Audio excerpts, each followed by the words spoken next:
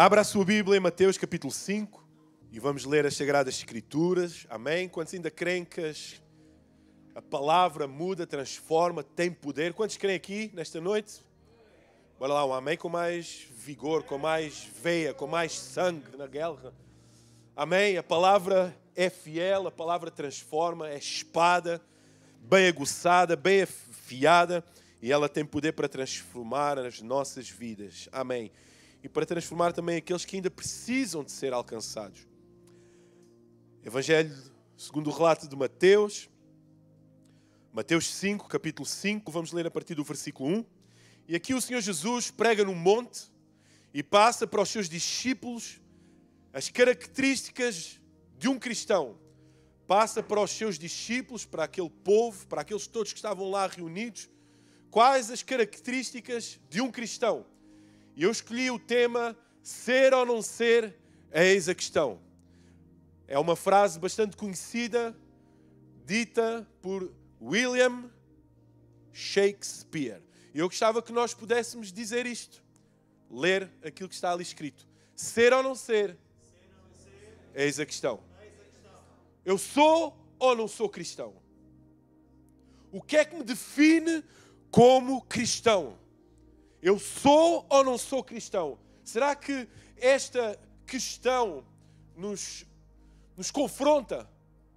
Será que tu pensas, as tuas atitudes de hoje te descrevem como um cristão? Aquilo que tu fizeste hoje, não aquilo que tu dizes, não aquilo que tu postas, não aquilo que tu partilhas, os teus comportamentos, aquilo que nós temos falado, nos caracterizam, aquilo que nós temos querido, agido, confiado, nos caracterizam como cristãos. E o Senhor Jesus prega o maior sermão alguma vez pregado no monte.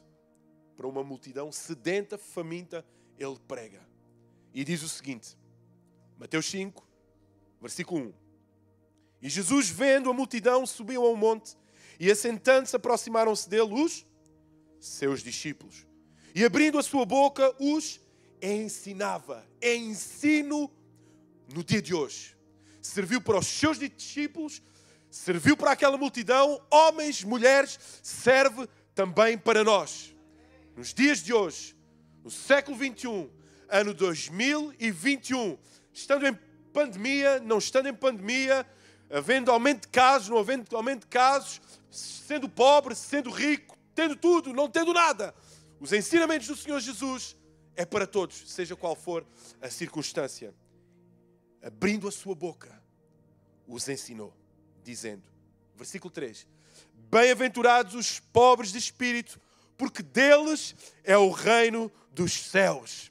Bem-aventurados os que choram, porque eles serão consolados. Bem-aventurados, serão vitoriosos, serão mais que vencedores aqueles que serão mansos.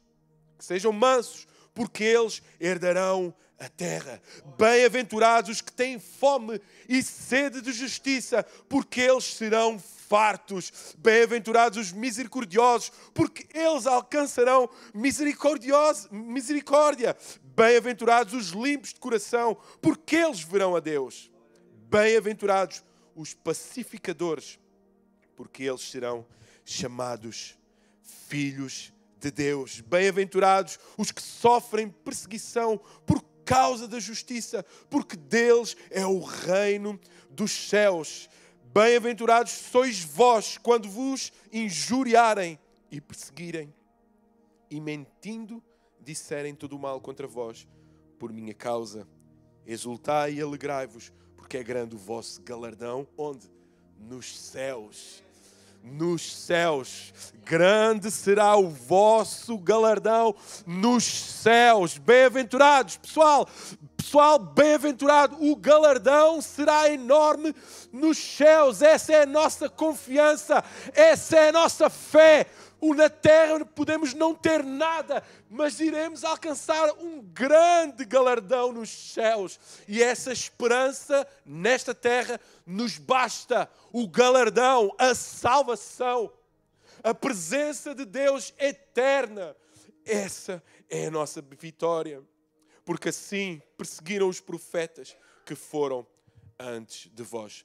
Em algumas traduções, em algumas Bíblias, tem o Sermão do Monte, as bem-aventuranças, ou tem as beatitudes. Quem diz beatitudes? Alguma Bíblia aqui diz assim? Não? Tudo diz bem-aventurança. Crente nem olha para a Bíblia. Meu Deus do céu. Pesquisei aí na Bíblia. Mateus 5. Bora lá, olha para a Bíblia para saber se diz ou não. Olha, bem-aventuranças, logo no título do texto. Ou beatitudes. Então, se aparecer beatitudes ou bem-aventuranças, significa a mesma coisa. Talvez já tenhas lido este texto diversas vezes, já conheças este sermão de trás para a frente, de frente para trás, já conheces de cor estas bem-aventuranças. Mas nós sabemos o que é que elas significam detalhadamente. Nós temos noção do que é que significa bem-aventuranças. Nós sabemos qual a importância de nós sabermos e colocarmos em prática as bem-aventuranças que o Senhor Jesus nos ensinou. Não foi o profeta X, o pastor Y, conhecido no Brasil, em Portugal, em Angola, nos Estados Unidos. Foi o mestre dos mestres que ensinou os seus discípulos, ensinou aquela multidão e nos ensina hoje neste culto, aqui, nesta noite. Talvez muitos de nós não saibam o que significa as bem-aventuranças. Concentração aqui. Amém? Talvez muitos de nós não saibam o que significa estas bem-aventuranças. Mas Deus quer nos explicar nesta noite, neste lugar, hoje. É urgente termos a noção do que é que elas significam e porquê. Porque nós não podemos achar que nós corremos atrás. Eu vou tentar ser humilde. Eu vou tentar ser misericordioso. Eu vou tentar ser pacífico, amável, manso. Eu vou tentar ser tudo isto, estas 8 bem-aventuranças. Eu vou correr atrás, esforçar-me, fazer os possíveis. Não. É obrigatório termos estas bem-aventuranças marcadas no nosso coração, vincadas no nosso coração, porque essas são as características de um cristão, de um verdadeiro cristão, de um filho de Deus, de um discípulo de Jesus. Mas pastor, são 8, basta eu ter só 3? Não. Mas se eu tiver 6? Não. E se eu tiver 7,5? Não. Tem que ser 8 bem-aventuranças. Temos que tê-las todas. É obrigatório, é o passaporte carimbado para o reino. São as bem-aventuranças. Não, amém. Deves ter 1, 2. Está em desespero já. Aí na cadeira já está a desesperar. Ei, pastor, mas eu sou muito manso. Eu nem está tranquilo, está a favor. Não! 8! 8 bem-aventuranças.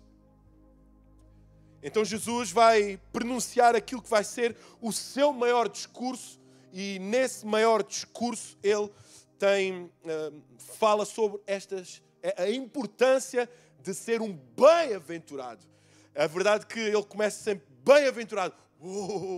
Aqueles que serão perseguidos. Meu Deus do céu, é fácil? Ninguém quer. Mas o que são as bem-aventuranças? É o anunciar do reino de Deus. É as características daqueles que terão acesso ao reino de Deus. João Batista antes anuncia, nos capítulos atrás, João Batista anuncia: é chegado o reino de Deus. Arrependei-vos porque o reino de Deus é chegado. E para ingressar no reino, eu tenho que passar pelo quê? Pelo arrependimento. No grego, metanoia. Para que nós possamos ingressar no reino, para que haja acesso ao reino, para além de ter de cor, para além de saber de cor, de estar intrínseco, não é algo que é praticado, tem que ser, não, está intrínseco em nós, vive em nós, permanece em nós, é constante em nós, espontaneamente em nós revelam-se as bem-aventuranças. Antes de tudo isso, eu tenho que me arrepender, tem que haver uma metanoia. Então todos que se arrependem passam por uma metanoia e há um ingresso, um passaporte, um acesso ao reino de Deus. Mas não é um reino que não é físico nem natural, ok? Não é um reino que as palavras humanas consigam descrever, ok? É um reino espiritual. Mas o que é que eu hei de fazer para saber se eu realmente tenho acesso a esse reino? Se realmente eu sou um cidadão, um súbdito, digamos assim, desse reino? Sim, pastor, eu sou cristão. Eu tenho guardado os mandamentos. Eu, desde a minha mocidade, tenho guardado os meus mandamentos. Mas não me toques nas minhas finanças, né? Lembra-se deste jovem rico? Como é que eu poderei ter a consciência ou ter conhecimento que sou um cidadão, faço parte desse reino? O que é que eu faço? Será que o simples facto de eu ser pontual ou assíduo, olha, agora eu sei que vai levantar muitas mãos, assíduo no culto de sexta-feira. Deus tenha misericórdia dos restantes. Será que eu tenho acesso ao reino porque venho todas as sextas-feiras? Será que eu tenho acesso ao reino porque venho orar à quarta-feira pelas causas dos meus irmãos? Será que eu tenho acesso ao reino de Deus, à eternidade com Deus, porque participo nos cultos de domingo? Será que eu tenho acesso, eu sou um súbdito do meu rei Jesus, porque já fui batizado? Será que porque já aceitei Jesus, já proferi publicamente a minha fé perante testemunhas? Será que é por eu falar em línguas que tenho acesso a esse reino? Quando chegar lá perto de Jesus, vou Sharamalaias, Jesus. Será que é por eu falar em língua estranha? Será que é por eu redupiar na presença de Deus? Não. Não é por isso tudo. Biblicamente, qual é a evidência que nos mostra que já estamos ou que já pertencemos ao reino de Deus? É quando existe uma metanoia, quando existe uma transformação, uma mudança. E esta mudança transcende a religião, a liturgia, os votos, as danças, as línguas. Tem que haver transformação, renovação da nossa mente. Metanoia é algo que provém de Deus, para haver uma mudança em nós e nos dias de hoje, no século XXI, tem que ser mesmo de Deus. Vivemos um tempo em que até os crentes estão mumificados. Escuta, estão mumificados no seu orgulho. Não se desprendem. Nunca fez tanto sentido como nos dias de hoje este louvor. Meu orgulho tirou-me do jardim. Meu orgulho me tirou do jardim. E é verdade. O orgulho do cristão hoje está a cegar a igreja. Está-nos a deixar cegos. Metanoia é uma obra supra e sobrenatural. É essa a evidência. Tem que haver uma metanoia. Mas como é que eu posso ter a certeza que passei por essa metanoia? Tens a certeza que já passaste por essa mudança? Tens a certeza que esta metanoia já existiu no teu ser, na tua mente, no teu espírito? Quantos têm a certeza disso? Tens a certeza? Lembraste do que fizeste hoje, eu sei. Hesitaste um pouco, lembraste daquela situação mais complicada no trabalho, onde levantaste a foi disso? Foi no trânsito? O camarada parou, não parou no stop, no sinal de prioridade, e tiveste que agarrar a palavra que preferiste? Vem para cá. Como é que nós podemos ter a certeza que passamos por uma metanoia? Ao sermos bem-aventurados. Ao demonstrarmos e ao revelarmos essas bem-aventuranças. As bem-aventuranças é a característica, é o ADN, é a essência do cristão. A essência do cristão não passa por colocar um bolso, um versículo bíblico na internet, no Instagram, todos os dias, à mesma hora. A essência do cristão não está em falar bem e bonito aqui em cima do altar com o microfone na mão. Ter uma boa atuação de voz, cantar supra, ultra, mega bem. Não, está nas bem-aventuranças. Por isso a importância do Sermão do Monte. Por isso ser considerado o sermão supra, ultra, mega importante. Porque é aquilo que descreve a nossa identidade. Não é 1,80 m, vou ser bondoso convosco, 60 quilos, nasceste em 2000, aleluia. Não é isso que define a identidade do cristão. Aquilo que define a nossa identidade são as bem-aventuranças, são as nossas características. E nós temos que ter isso intrínseco. É obrigação ter essas bem-aventuranças, que são... Quantas bem-aventuranças? 8. Mas basta ter 7? Mas 7,8. Tem que ter as 8 bem-aventuranças. Não existe sou manso, mas não sou pobre de espírito. Não existe eu sou pobre de espírito, mas não sou lá muito misericordioso. As bem-aventuranças é o perfil mais digno ou digno daquilo que é o cristão. Você quer ver se é cristão? Olhe para alguém e diga: é misericordioso, tem prazer em ser perseguido, é pacífico. Isso é aquilo que descreve. Não são os eventos, não são a forma como falamos, entoamos a nossa voz. E nós precisamos de bem-aventurados. Nos dias de hoje, nós precisamos mais do que nunca de bem-aventurados. Que estejam preparados para sofrer, sacrificar pelo Evangelho. Primeiramente, em si mesmo. Em negar-se em si mesmo. É um sofrimento. Dar a outra face. É um sofrimento humilhar, deixar-nos humilhar. E esperar que sejamos exaltados. Verdade? É sofrimento ou não? Quando somos ofendidos, queremos, a carne grita dentro de nós, quer repostar, quer devolver, não na mesma moeda, mas com uma moeda supravalorizada, em Bitcoin, se for preciso. Está a valer? Verdade ou não? Muitas vezes a nossa carne grita e nós precisamos de homens assim, precisamos ver crentes, digo isto à moda antiga, cristãos que, sapatinho de fogo, mas não só dentro da igreja, lá fora, que lutam contra a corrente do mundo, que tenta não só... Quando falo corrente, já não falo dos shows que existem lá fora, mundanos, seculares, que lutam contra a corrente, muitas vezes que a igreja se envolveu para a normalidade. É normal fazer isto. Não tem problema fazer isto ou aquilo. Não tem problema priorizar. Agarra esta mensagem que é para ti. Priorizar outras coisas em vez de estar presente num culto.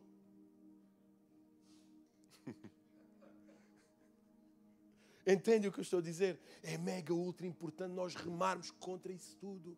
Para que realmente sejamos achados, principalmente aos olhos de Deus, como bem-aventurados. É importante nós vermos que existe alguém no nosso meio que é um bem-aventurado. Mas mais importante e é aquele que carimba a nossa entrada no céu, é Deus olhar para nós e nos achar como tal.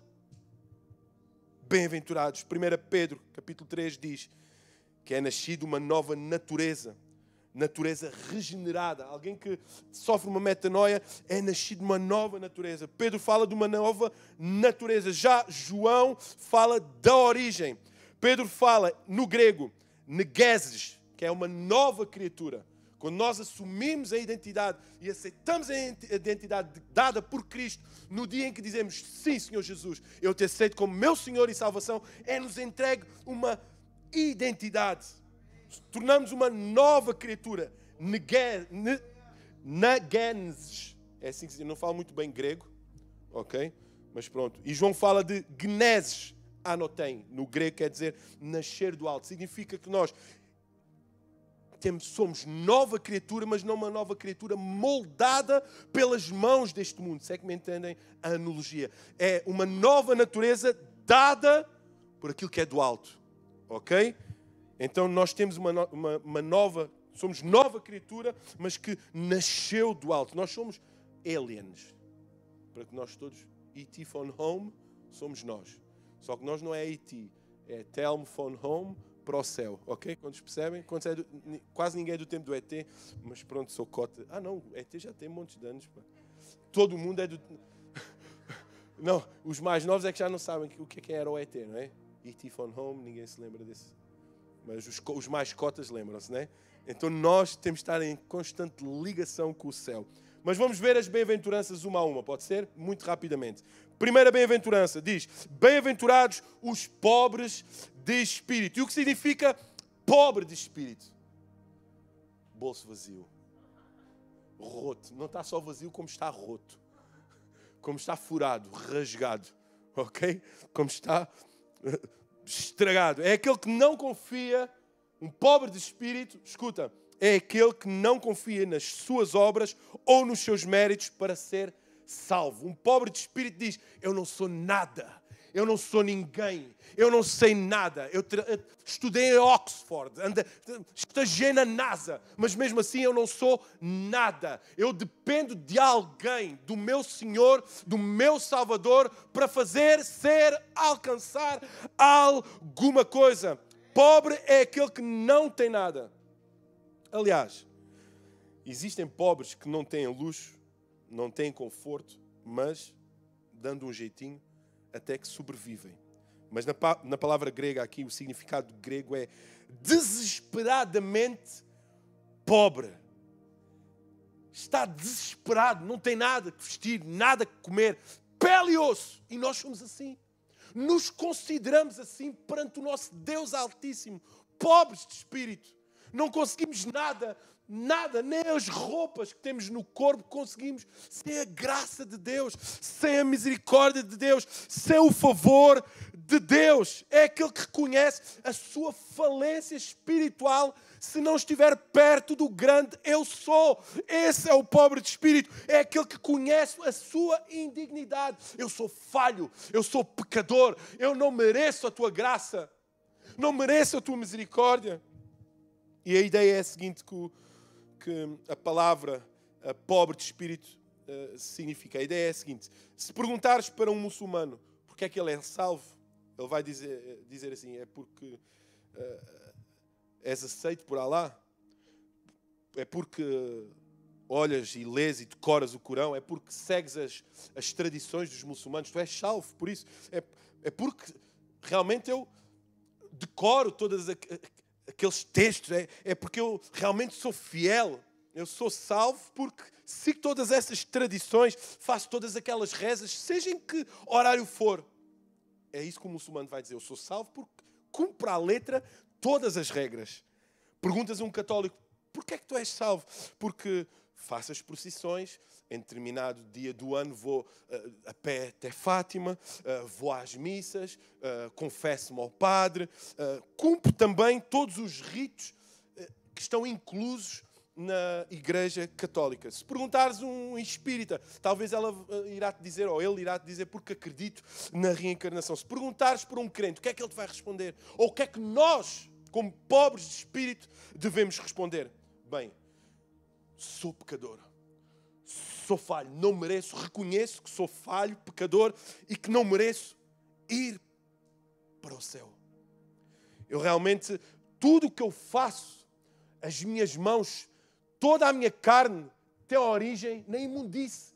A vontade, a essência da carne, ela deseja fazer o mal, pecar. As concupiscências da carne gritam mais alto perante o meu espírito que está forte ou fraco.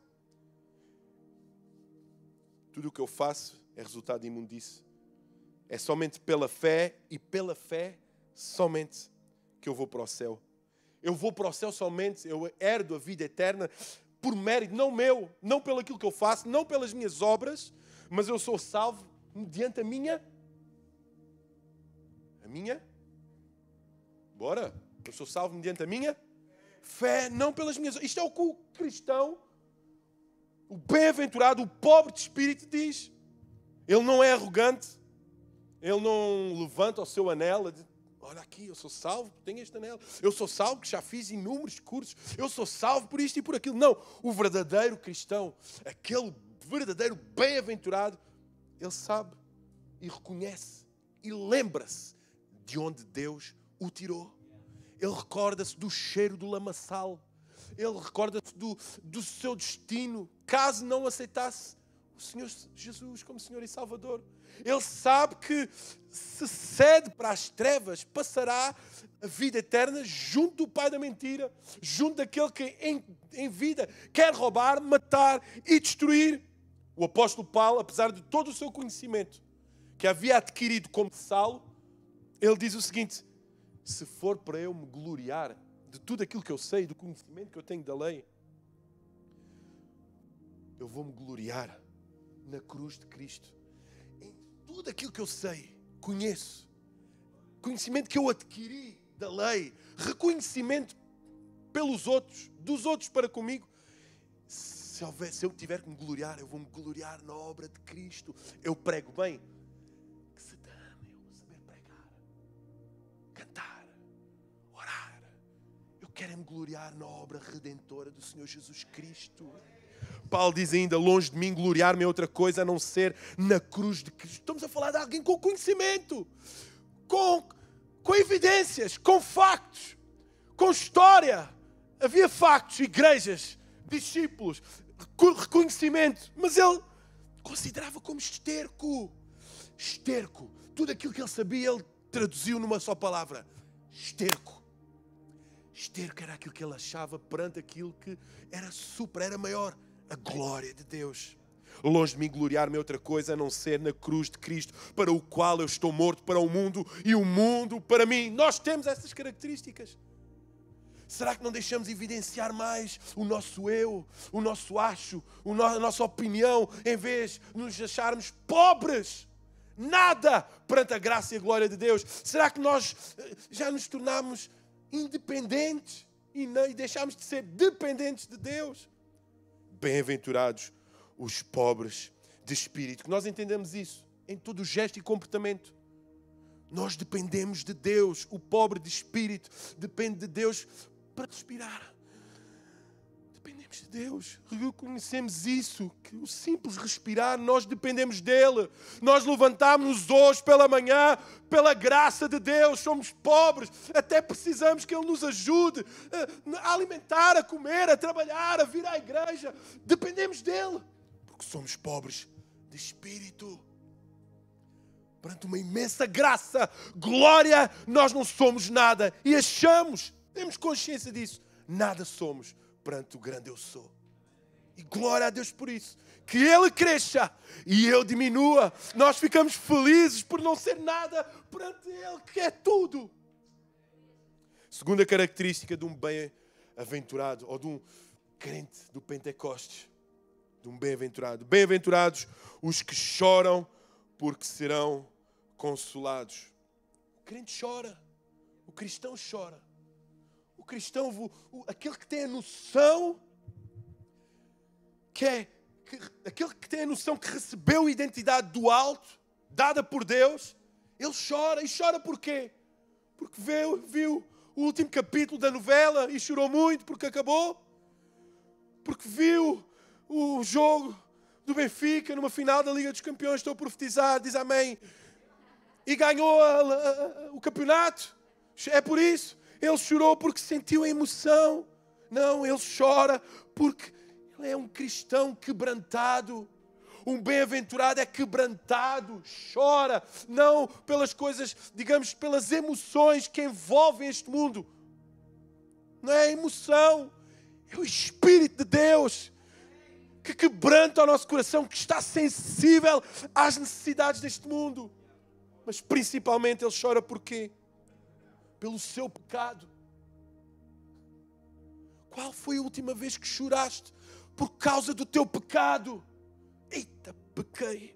Lágrimas correm, as pernas balanceiam, os joelhos fazem contacto com a terra, o rosto com o chão. E choramos porque pecamos, porque desiludimos a Deus, entristecemos o coração de Deus. O bem-aventurado, o cristão, chora porque peca, porque reconhece que é um pecador, chora na presença de Deus. Tem saudades de chorar na presença de Deus, porque reconhece as suas falhas. Ele é quebrantado quando ele repara o seu estado miserável, quando ele tem a noção do seu estado miserável, que é pecador, falho. Irmãos, quantos querem reconciliar com Jesus? Ninguém. Está tudo bem com Jesus. Mas sai daqui, peca à torta e à direito, falha à torta e à direito. Agride a esposa verbalmente, agride o pessoal verbalmente, tem atitudes que não agradam a Deus. Quantos querem reconciliar? Ninguém. Ninguém. Se tu falhares com a tua esposa, e que sejas um bem-aventurado assim, se não houver a reconciliação, vão estar os dois em choque. Mas nós com Deus não. Achamos que cai no esquecimento. No poço do esquecimento pecamos e Deus esquece. E Deus não é assim. Temos que chorar quando nós pecamos. Ele está sensível ao seu pecado. Existe um termostato, digamos assim, do pecado. Ele está sensível.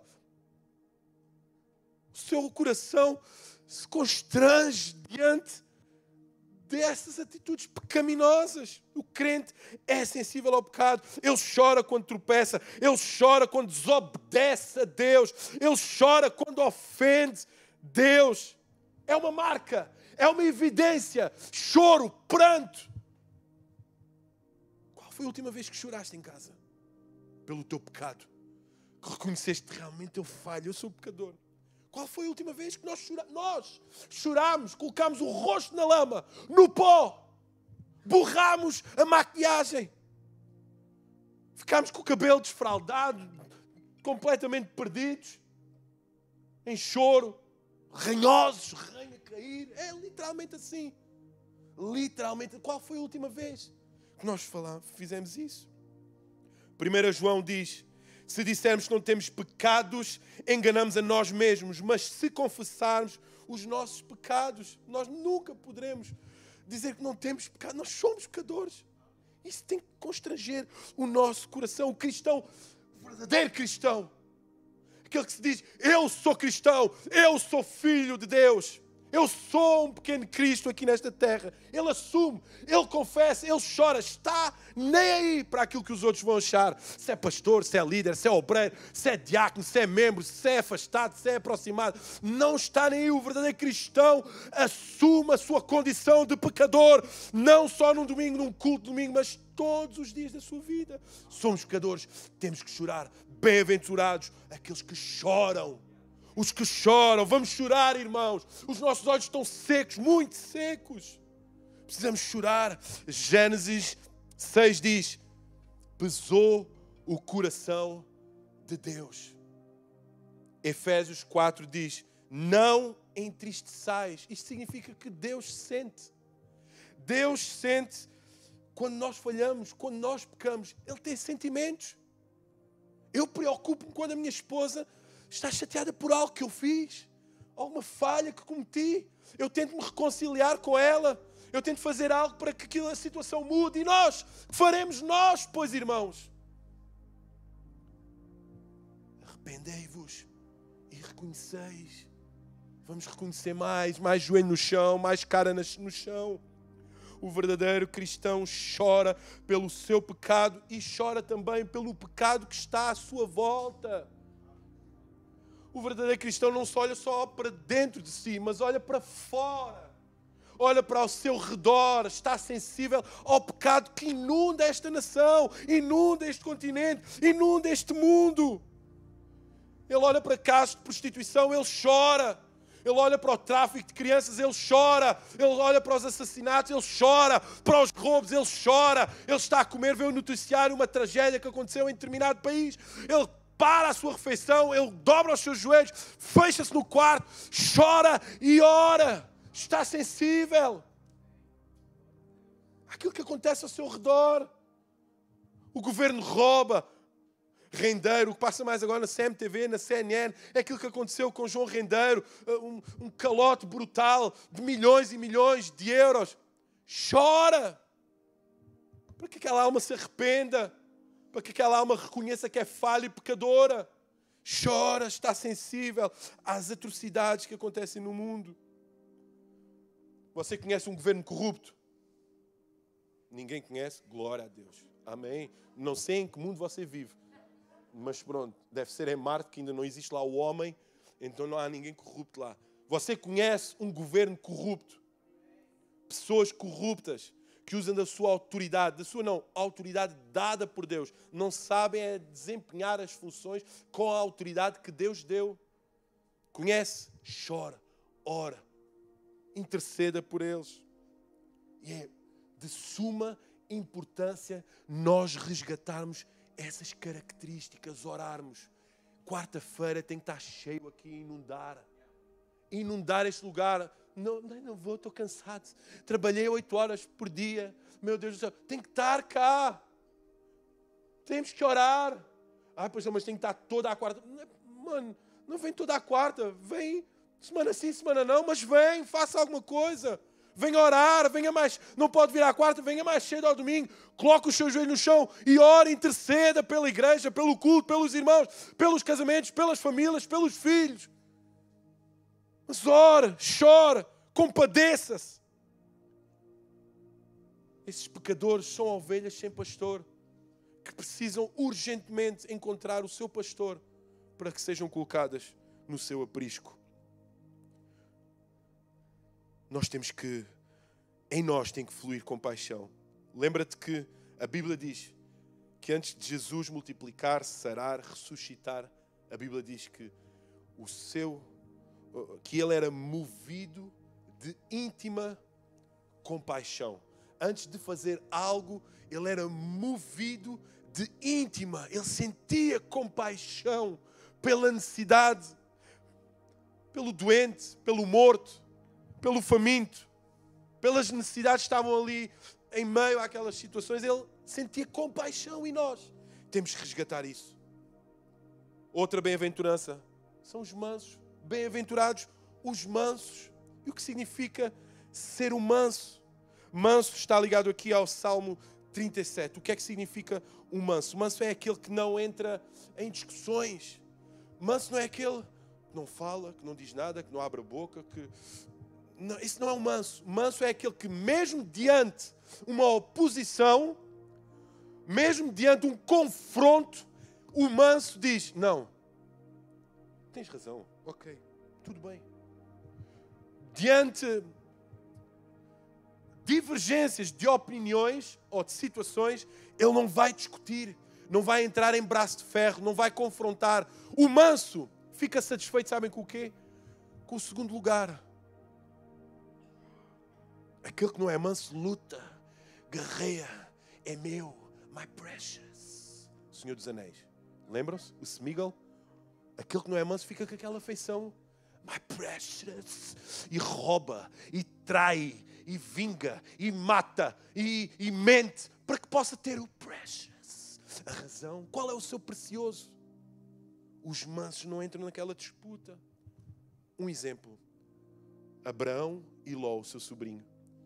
Quando houve a discussão entre os pastores, e eu teve que haver aquela divisão, e chegaram ao alto monte e disseram, Abraão para o seu sobrinho, queres a da direita? Podes ficar com a direita. Queres a da esquerda? Fica com a da esquerda. Escolhe. Decide. Não houve disputa. Abraão era um homem manso. Não fez diferença para ele. Porque seja qual for a terra que ele fosse herdar, o que importaria era que Deus estava com ele. Entendem? Aquilo que importa é que o Senhor esteja connosco. E para que Ele esteja connosco, nós temos que ser mansos. Bem-aventurados os mansos. Bem-aventurados aqueles que não entram em guerras, em disputas por heranças, em disputas por títulos. Quando é que eu vou ter este título? Quando é que eu vou subir aqui? Meu Deus, vou fazer tudo. Parece-me novela mexicana. Quando já viram novela mexicana? Quando não era crente, vi. Mexicana, brasileira, portuguesa. Quando não era crente e novo, ok? Então as artimanhas que aquela personagem maléfica fazia para conseguir algo. Ou o marido, ou a esposa, ou a mulher, ou o homem, ou a posição, ou a herança, ou as posses, ou as honras, ou os títulos. O manso não quer saber disso. O único título que lhe interessa é o título de paternidade. Paternidade. E o título de paternidade pelo qual nós temos que discutir e disputar não é contra a carne nem contra o sangue. Quantos estão a entender o que eu estou a dizer? Um título de paternidade e de promessas que Deus tem para nós é contra os principados, contra as potestades que nos tentam colocar em caminho contrário para que nós não sejamos bem-aventurados. Deus ama os bem-aventurados, os mansos. Os mansos. Aquele que é um verdadeiro crente, ele está disposto a perder. O nosso Jesus perdeu a vida dele aqui nesta terra para nos dar vida eterna. Em prol dos nossos pecados, da nossa imundície, da nossa sujidade, Jesus se entrega no madeiro, numa cruz, para morrer por nós. O maior exemplo que há em saber perder é Jesus, na sua derrota, digamos assim, mas foi a vitória, glória a Deus. Aos olhos do mundo é uma derrota. Ele diz, Pai, perdoa-lhes, pois eles não sabem o que fazem. Aqueles que o estavam a crucificar e a espetar aquela lança, aquela farpa no seu corpo. Ele diz, Pai, eles pensavam que estavam a ganhar. Perdoa-lhes, eles não sabem o que fazem. Vitorioso Ele é, o nosso Senhor Jesus. E repara que Jesus era tão manso que em todos os milagres, em grandes milagres, vai, mas não digas que eu te fiz isto. Se houve segundo as intenções, existem mensagens, existem estudos, que a intenção se calhar dele era mesmo isso, sabendo que eles poderiam propagar, não é? Vai e não digas isso, mas ele sabia que dizia, claro que sabia, ele é Deus. Mas no entanto nós vemos nesta passagem quando ele diz, vai e não digas a ninguém que eu te fiz isto. Vai e não digas a ninguém que eu te fiz isto porque eu não quero louros. Eu não quero receber honras. Eu não quero receber louvores. Eu não quero receber isso. Não, eu sou manso. Eu estou aqui para servir. Eu, Filho de Deus Altíssimo, estou aqui. Eu que vim anunciar o reino como rei, como Filho de Deus, eu sou manso, por isso eu não preciso de louros, não preciso de um cargo, não preciso de um prestígio, eu não preciso de andar atrás das coisas, porque eu sou manso. Bem-aventurados os mansos. Quarta característica de um verdadeiro cristão. Bem-aventurados aqueles que têm fome e sede de justiça. Mas fome e sede de justiça do quê? Da lei pela qual nós nos regemos aqui em Portugal? A lei constitucional, escrita pelo homem, instituída pelo homem. Não, fome e sede de justiça de Deus. Fome e sede de justiça das coisas de Deus. Fome. Quantos já viram aqui um faminto? Eu fico mal disposto. Má cara. Enjoado quando tenho fome. E quando estou faminto, olho para os irmãos e vejo um prato de picanha. Quando estou faminto, desejo falhar na minha dieta, apetece-me falhar, comer doces, porque estou faminto, desejo, quebro tudo e todos, e o meu físico muda, a minha postura muda. Tenho fome e um sedento, um faminto e um sedento de justiça de Deus. Está em casa. Quando é que chega domingo? Eu quero cultuar a Deus. Um faminto e um sedento de justiça está em casa. Segunda-feira. Quando é que chega quarta-feira? Eu quero estar com os irmãos na igreja a orar. Eu quero comprar uma nova. Eu tenho 300 Bíblias, mas eu quero comprar mais uma. Eu tenho uma biblioteca que ocupa um compartimento mais assoalhado da minha casa, mas eu vou comprar mais livros para ter mais conhecimento de Deus. Eu já fui batizado, mas eu quero batizar. Eu sou discipulado, mas eu quero discipular. Eu lidero, eu quero que alguém lidere. Eu quero investir, eu quero mais do reino. Eu tenho fome e sede de justiça daquilo que é de Deus. Existe uma final da Copa América. Flamengo, Palmeiras vai jogar. Quantos flamenguistas?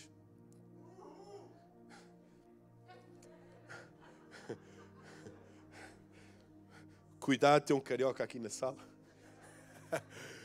Vai dar a final das finais. Vai ser um jogo brutal, maravilhoso, único. É a primeira vez que o meu clube pode ganhar um título que nunca antes ganhou. Mas tem culto, tem presença de Deus, tem louvor, tem adoração.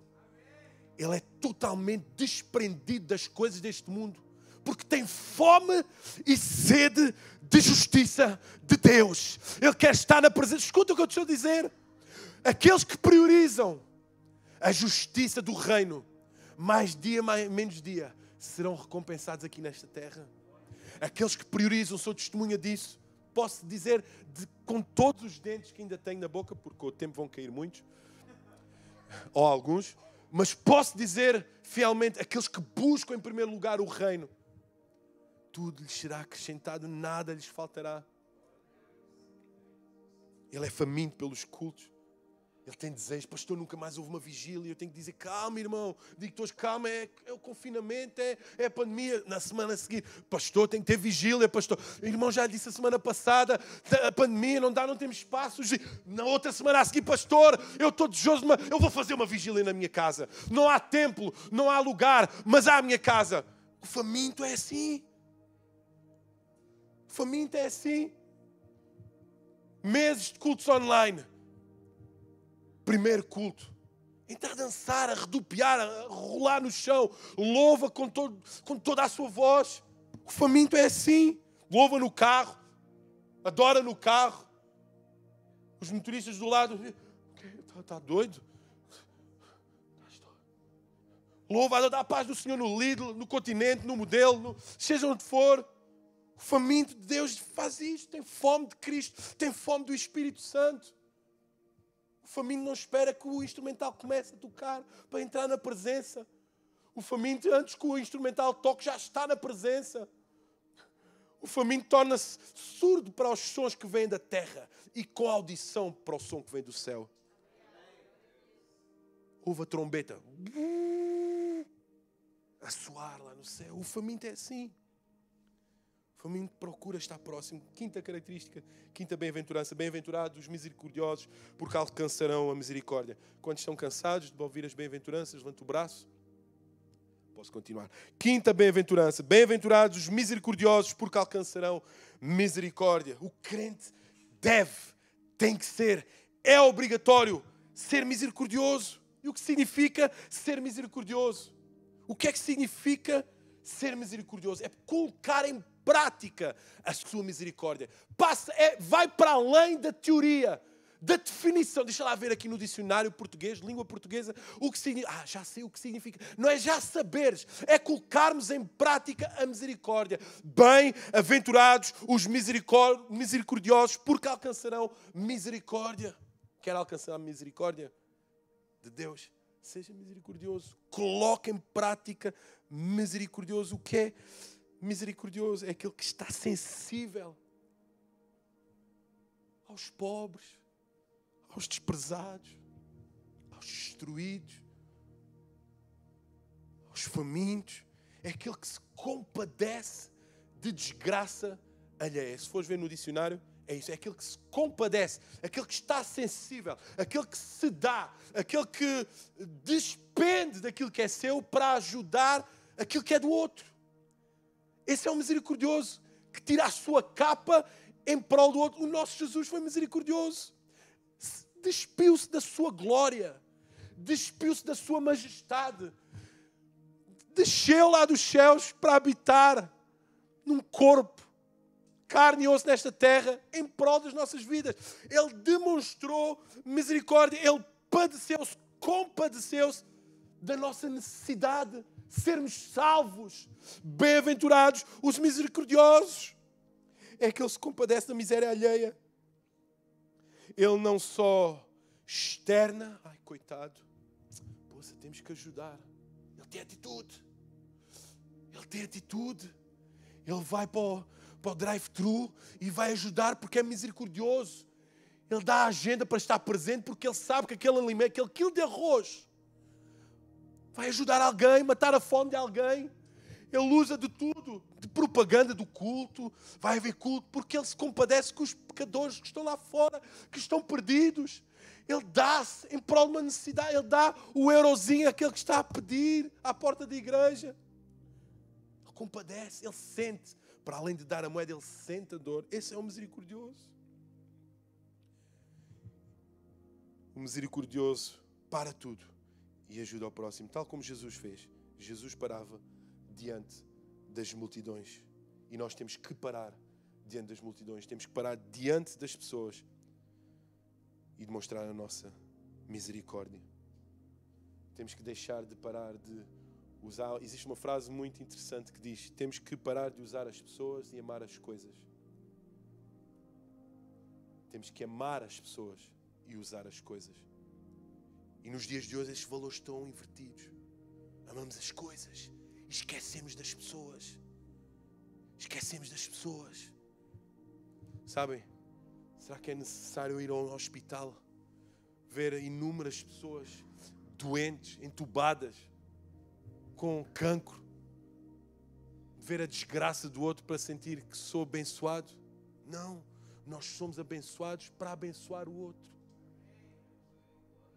Somos abençoados para abençoar, nós alcançamos misericórdia. Quantos eu quero alcançar a misericórdia de Deus para ser misericordioso para com o outro? Sexta, bem-aventurança, bem-aventurados os limpos de coração, porque verão a Deus. Olha esta, se o teu coração de alguma forma está sujo, olha o que o Senhor diz: bem-aventurados. Olha o ensinamento que Jesus Cristo passa: bem-aventurados os limpos de coração, porque verão a Deus. O que é um limpo de coração? Imagina o processo que o metal, mais propriamente o ouro, passa para alcançar para estar refinado, para estar bem limpo, puro, purificado. Pensa nesse processo. Ele passa por um processo de calor, de fogo, para que realmente possa alcançar a pureza, a riqueza, o valor que ele tem. Um puro coração é essa a ideia que a palavra quer passar. E no grego dá essa ideia. Os limpos de coração é o processo de purificação pelo qual nós temos que passar. Pelo fogo, para sermos purificados. Para que realmente tenhamos valor, nós temos que ser purificados. Não pode existir disputa dentro do nosso coração. Deus ou Mamon? As coisas ou Deus? As pessoas ou Deus? Não. Um puro de coração só tem um habitante lá dentro. O Senhor Jesus. Os puros de coração são refinados, mesmo que as situações sejam mais quentes, dolorosas que o fogo. Eles não têm metais dentro do seu coração, já estão refinados. Isso é a ideia que o grego passa. Sermos purificados. O bem-aventurado e limpo de coração é aquele que não existe competição de lealdade, de fidelidade, de obediência. Vou ser obediente a um ou outro. Vou ser leal a Deus ou... Não, é leal a Deus, obediente a Deus, fiel a Deus. Só serve um Senhor, é filho de um só Deus. Só louva um só Deus. Só cumpre a vontade de um só Deus. Esse é o puro de coração. Não tem ídolos, não existem disputas. João Batista podia deixar corromper o seu coração pela fama que ele estava a ter. Ele batizava com água para o arrependimento, verdade? E ele disse, já se achar. Olha só a igreja que eu consigo montar aqui. Olha só a autoridade com que eu falo. Arrepende, raça de víboras. Olha, falava com autoridade, era visto por centenas, quem sabe até milhares de pessoas. Mas ele disse o seguinte, eu não sou Cristo.